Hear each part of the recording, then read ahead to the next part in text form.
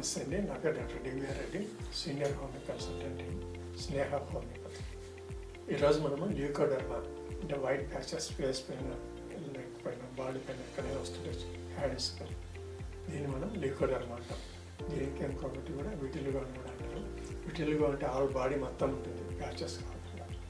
ఈ ల్యూకోడర్మా అంటే మచ్చలు మచ్చలుగా వస్తుంది, ముఖ్యంగా ఐస్ పైన, కింద లిప్స్ పైన, వీటి దగ్గర ఎక్కువగా వస్తుంది. ఇది ల్యూకోడర్మా.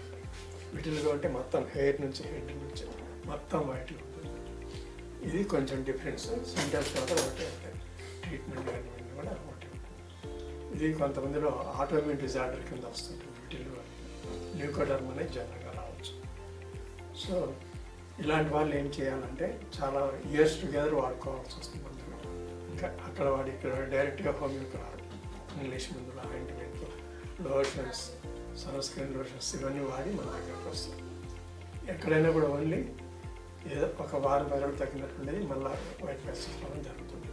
ఇప్పుడు హోమియోలో కొంచెం సిస్టమేటిక్గా వాడితే 90% ఛాన్సెస్ ఉంటాయి. అది చిన్న చిన్న మచ్చలు ఉన్నప్పుడే రావాలి. చిన్న మచ్చలు అన్నీ కలిసి ఒకసారి పెద్ద మచ్చగా తయారవుతుంది. అంటే స్ప్రెడ్ అనేది ఎక్కువ అవుతుంది. వీటిల్లో కొన్ని మచ్చలు ఎట్లా ఉంటాయంటే బార్డర్ థిక్గా ఉంటుంది, మధ్యలో వైట్గా ఉంటుంది. ఇక్కడ స్కిన్ మామూలుగా ఉంటుంది. ఇంకొంతమందిలో అంటే అది పోతుంది చెప్పడానికి ఎగ్జాంపుల్ ఏంటంటే కొంతమంది బార్డర్ ఉండదు. మనం ఇచ్చే మందులు ఇచ్చిన తర్వాత బార్డర్ పోయి స్కిన్లో ఈ స్కిన్ పక్కన స్కిన్ ఎట్లుందో అట్లా ఇది స్లోగా టర్న్ అవుతుంది. దీన్ని మనం ల్యూకోడర్మాగా చెప్పుకుంటాం, మచ్చలు ఉంటాయి. సో ల్యూకోడర్మా వచ్చిన వాళ్ళు ఏం చేయాలి, మేనేజ్మెంట్ ఎట్లా అంటే ఎక్కువ ఎండకు డైరెక్ట్గా ఎక్స్పోజ్ కావాలి. డైరెక్ట్ ఎండ తగలడం వల్ల వాళ్ళకు కొంచెం ప్రాబ్లం పెరుగుతుంది, ఇచ్చింగ్ అనేది రావచ్చు. సో ఇలాంటి వాళ్ళు డైరెక్ట్ ఎండ ఎక్స్పోజ్ కాకుండా ఏదైనా కవర్ చేసుకోవడం మంచిది. ఇంకోటి వచ్చేసి ల్యూకోడర్మా ఉండే వాళ్ళలో ఆకుకూరలు మామూలుగా తీసుకోవాలి.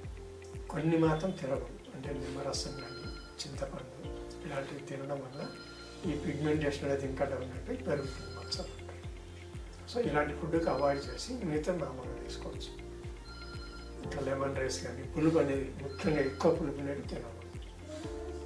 మెయిన్ అది రీజన్, చింతపండు మెయిన్.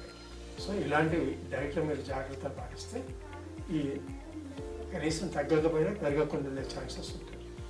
మరి దీనికి ఎట్లా మార్గం అంటే హోమియోపతిలో ఎక్సలెంట్ మందులు ఉంటాయి. ఎన్ని స్టెరాయిడ్స్ కానీ పైపుతులు ఎన్ని పెట్టినా కూడా పెద్దగా ఫలితం రాదు.